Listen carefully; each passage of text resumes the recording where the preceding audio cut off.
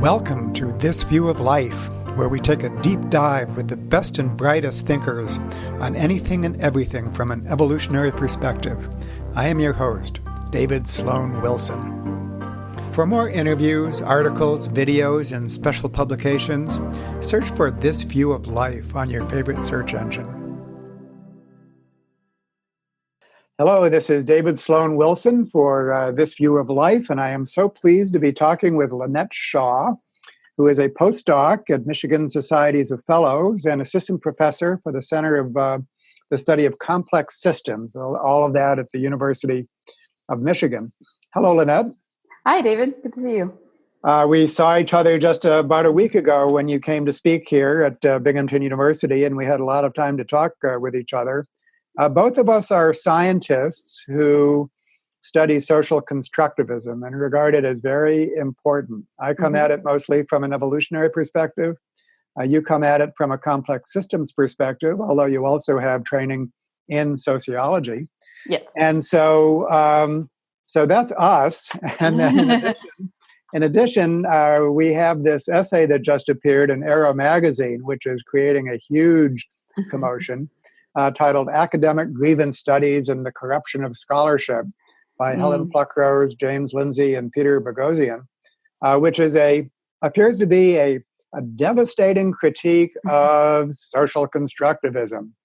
And so this is obviously concerning for us. Speaking for myself, I think that there are large grains of truth in that expose, but nevertheless, we really have to take social constructivism seriously, and we do not want to throw out the baby with the bathwater. So why don't you talk a little bit about yourself and maybe your encounter with this essay and what people in your neck of the woods are thinking of it.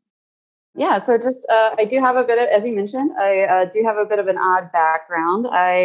My undergraduate was in physics, but my PhD is in sociology. Specifically, though, I am interested in the micro to macro link in culture, and more specifically than that, the links between cognitive processing occurring at the implicit level, if you want to use Common Tversky's language, that system one sort of processing, and how that's responsible for automatic sense making at the individual level, and how that ends up scaling up and leading to the emergence of what we would consider to be cultural dynamics. So my work is on actually social construction, but the angle at which I'm coming at it is a lot more interdisciplinarily oriented and a lot more synthetic and integrated by virtue of that. So it's interesting, just in terms of my own work, I can equally be read as a constructionist and a positivist who's using computational social science. So just in terms of coming from that interface, this article, I have lots of feelings about it, to put it mildly.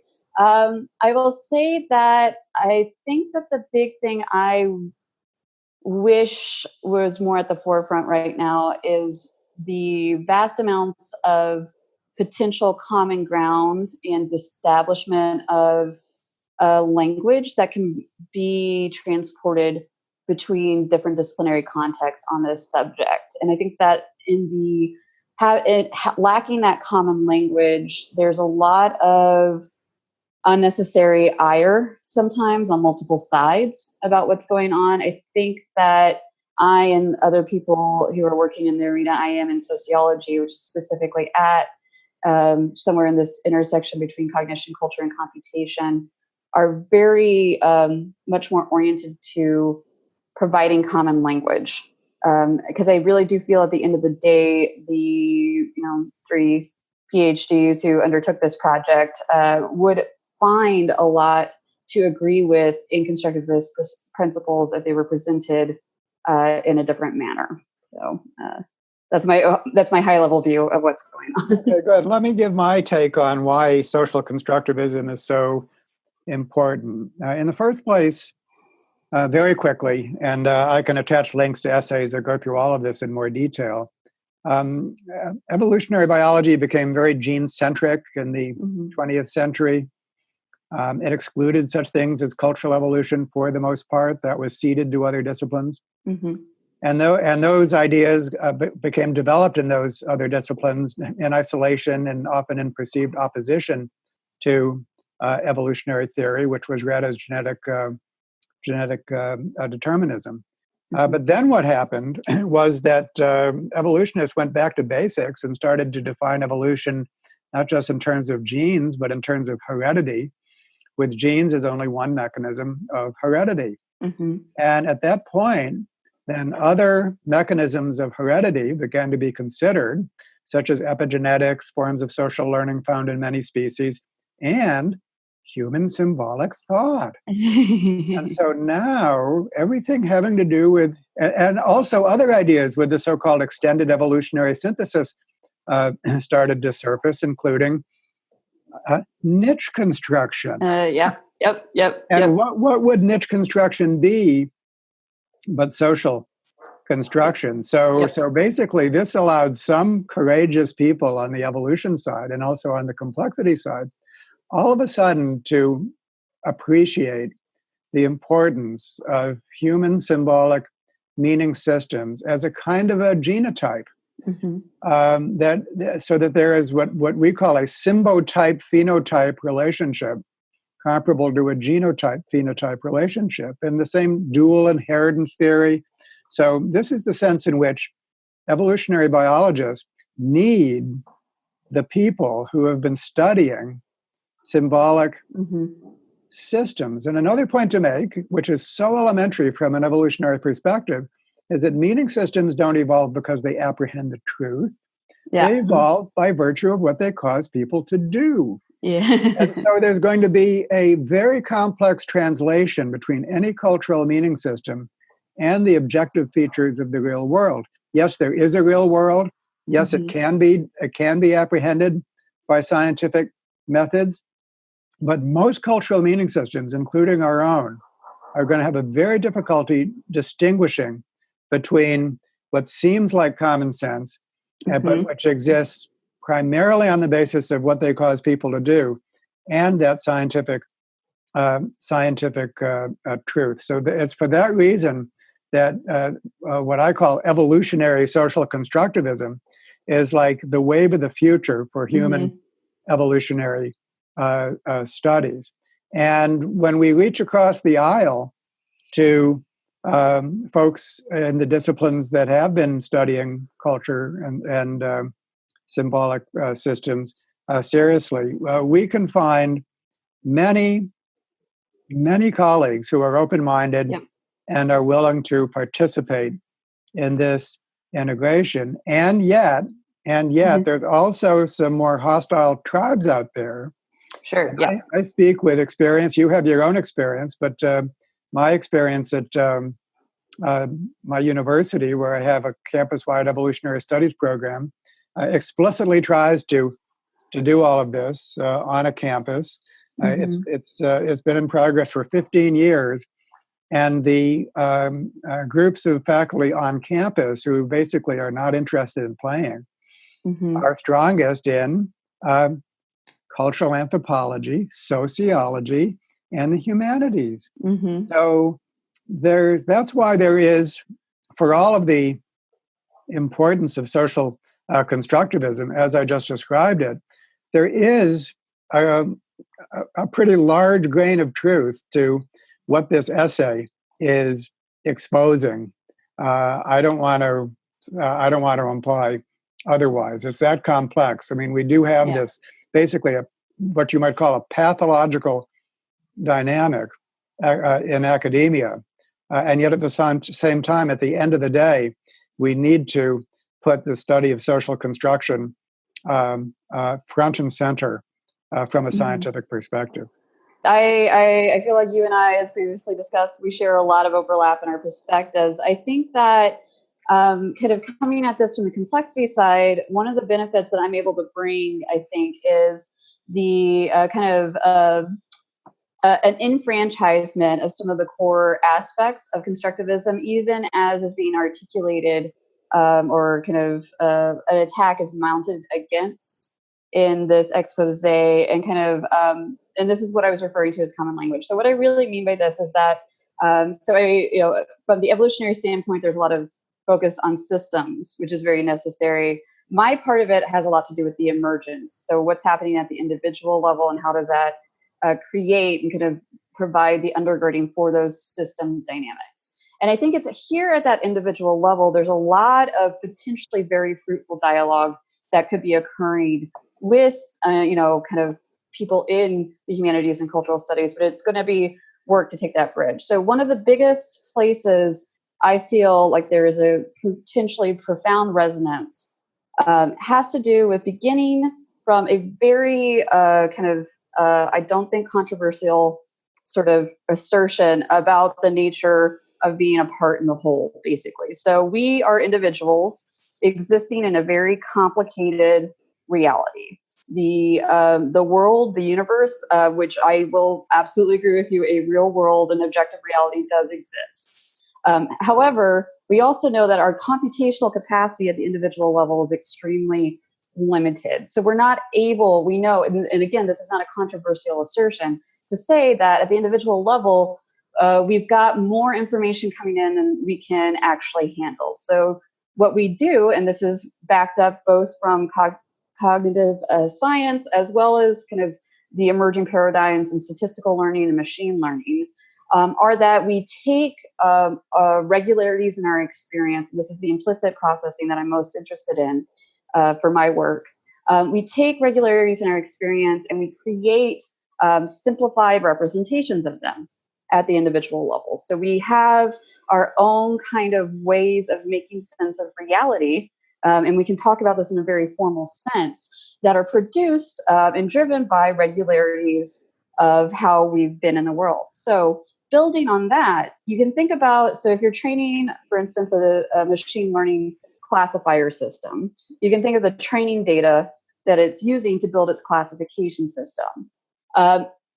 Similarly, and I think very congruently, you could talk about individuals by virtue of where they exist in a society are going to be encountering certain regularities and not other regularities. And from those regularities, they're going to be building up this, kind of historically overlooked aspect of implicit interpretation. Now, when it comes to the meat of what a lot of the humanities and constructivist trends in cultural studies, et cetera, have been most interested in many times is this level of how you can have two individuals looking at the same thing and have completely different understandings, right? So I think there's a lot to enfranchise with talking about the fact that, as, for instance, a woman who grew up from a low socioeconomic status household in the South, I've got a particular standpoint that I see the world through. That doesn't mean that there's not an ability to talk to others and understand their point of view, their worldview. It doesn't mean that there's not an objective reality underlying this, but it does mean that there's going to be friction in our interpretive frameworks when we interact with one another. And those are, and I support the project of being able to look at those frictions, evaluate them, kind of right there. Because actually going now back to the kind of more computational perspective, I really strongly recommend the work of Scott Page, what he's done in terms of the formal modeling of diversity. But basically the take-home message of that work is that, no individual from one position in society has a lock on objective reality, because we are all limited and we are all overfitted to our particular experience. So what I just said there could be articulated in a more humanities fashion. It could be articulated in a more computational fashion or a cognitive fashion. And I think all of those are relevant, interpretive frameworks, basically. We're talking about this issue of social construction. So I think that there is a lot of generative conversation that needs to be had, which cannot be had so long as we are stuck in this tribalist mode. And for me, that's a kind of lost opportunity on all sides if we kind of fall to that too readily. So, Lynette, I've seen you in action, and I know that you're especially good at speaking to folks on the humanities side in a way that's affirming and really does help to establish dialogue. Can you describe how you managed to do that? What you just said was kind of geeky, but how would you say that to somebody that's science phobic, if not hostile to science, and so on and so forth. Right. So I think that I would begin by talking about, when I go into, for instance, so let me think about this for a second. So I don't expect, so we're just going to give a metaphor right now, kind of heavy, maybe a little simplified. But when I go to travel to a different country, I don't walk in with the expectation that they're going to immediately be able to interpret everything that I say exactly as I intended. I'm going to do an adjustment to basically what I understand their context to be, because I want to be, it is more important to me when I go into a conversation with somebody in the humanities that I be understood, rather than me kind of proving a point. So I think that the intention of the communication and the intention within which you go into interaction is, the foundation. So kind of proceeding from that basis, what I would do is, because I bother to read, things in the humanities, I would begin by trying to develop some common points of understanding. So I actually find it fantastic that I have spent so much time thinking about social construction, because that is in and of itself a potential entree into a lot of different conversations. So I think that going into that conversation, I would begin with understanding what is important to them in that arena. And I think that geeky version of what I just said otherwise is that the humanities is our storehouse of understanding the rich textures via which human interpretation and sense making can be profoundly diverse and profoundly different. And furthermore, has, at the individual level, we have baked into ourselves, whether we want it or not, these long lineages of socio-historical context, some of which is extraordinarily traumatic. So I think that for a lot of people who are working in this arena, the foundational, kind of one of the most important points they want to make is that, just because there's a common sense view of the world doesn't mean that is the only view of the world, the only objectively correct view of the world. And certainly our mistaking it for our propensity to mistake certain viewpoints as being common sense really does have to do with the fact that it is the most currently dominant prevailing. So I think that I would start my conversation by, the intricacies of the particular case. And then from there, kind of point out where there are bridges to those other more geeky perspectives, if that makes sense. Yeah, it makes total sense. It makes total sense. So let me take my turn on all of this. One of the things you just said is that the better part of postmodernism and social constructivism is very highly contextual. What's called a thick description is basically a very detailed description of a particular meaning system or a particular culture. And that's a good thing. If you look at the best of evolutionary biology, the study of non-human species, you know that it's amazingly contextual. You have to know your species well in order to know how it behaves in this situation or that situation. That's called phenotypic plasticity. Cannot be understood except with an appreciation of context. So I've often described people in the humanities as like natural historians. A good natural historian knows his species well. A good scholar in the humanities knows their particular system well, and that's gold for evolutionary analysis. Of course, they have to be committing themselves to a form of factual realism when they do their studies, and most of them do. Yep. When they describe this system or that system, they think that they're conveying accurate information. And very often, they're functioning in good hypothesis testing mode. They might not use numbers, or sometimes they do, but quantification is beside the point. Quantification is just a veneer on scholarship. So so the people that are actively hostile towards a science, or truly think that science that there's no such thing as objective reality, are a fairly small minority. Should we be worried about them? Should we try to oppose them? Yes, I do think we should. But there's so much out there that is what you might call the natural history level of description, just crying to be organized from a general theoretical perspective. So I think I'm suspecting you'll probably agree with most of them.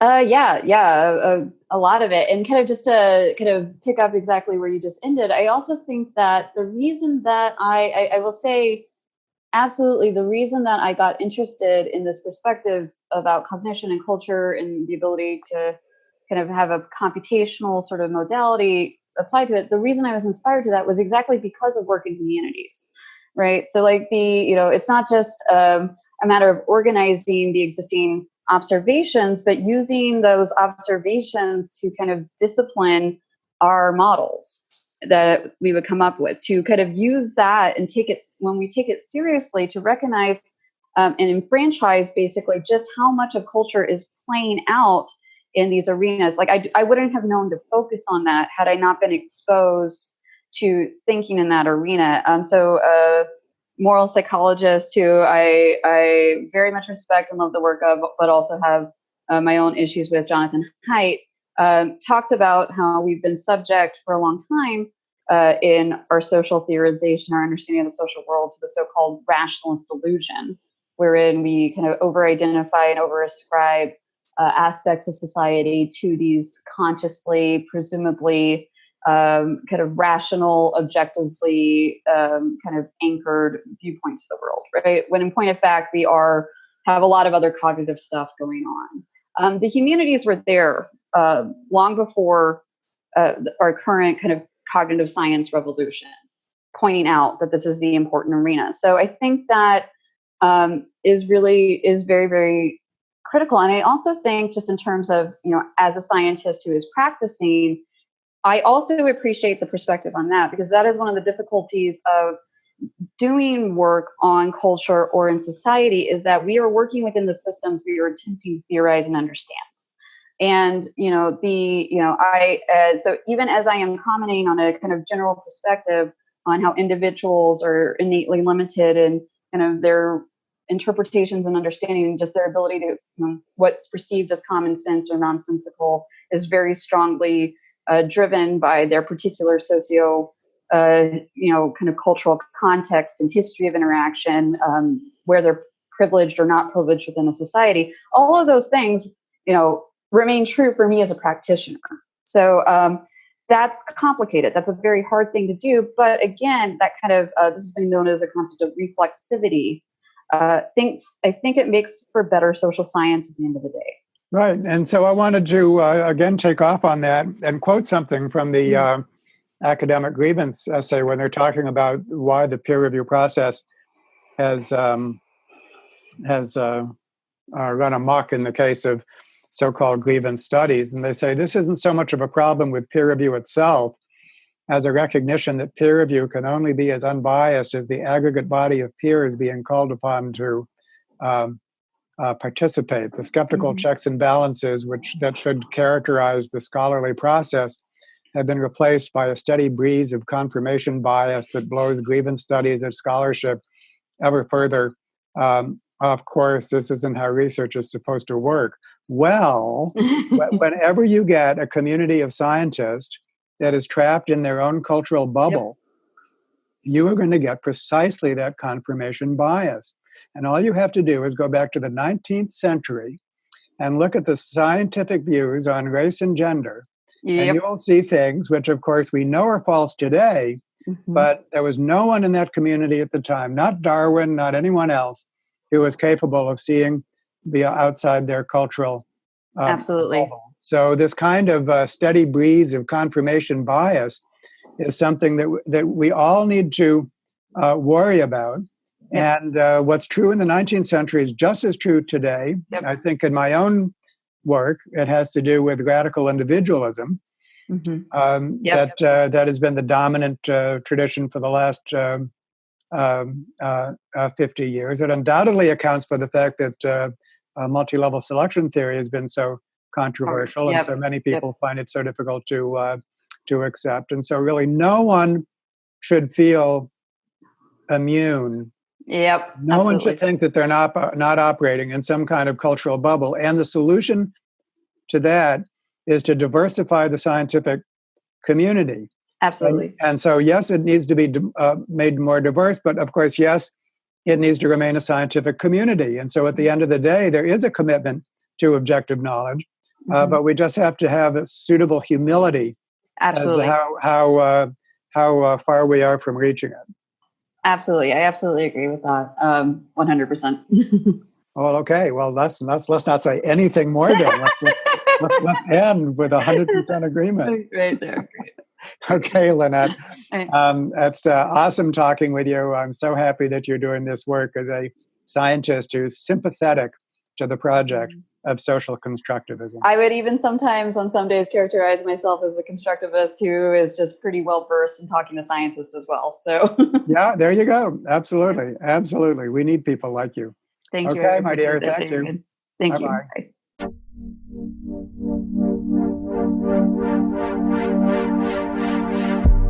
Thanks for listening to This View of Life. If you like this podcast, you can subscribe in iTunes, Spotify, or wherever you find your favorite podcasts.